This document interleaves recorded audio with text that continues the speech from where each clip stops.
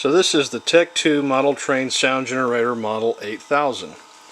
And what's included is the speaker in a nicely fitted cardboard box, a train power supply, and I haven't set up the track, so the pulsing needs the track voltage to work, but this generator works fine.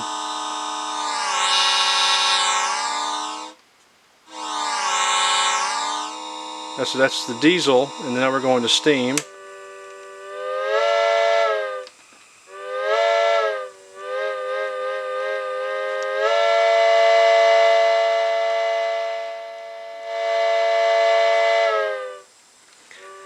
power monitor only comes on when you have DC voltage from the track coming in, which I don't, but everything should work great.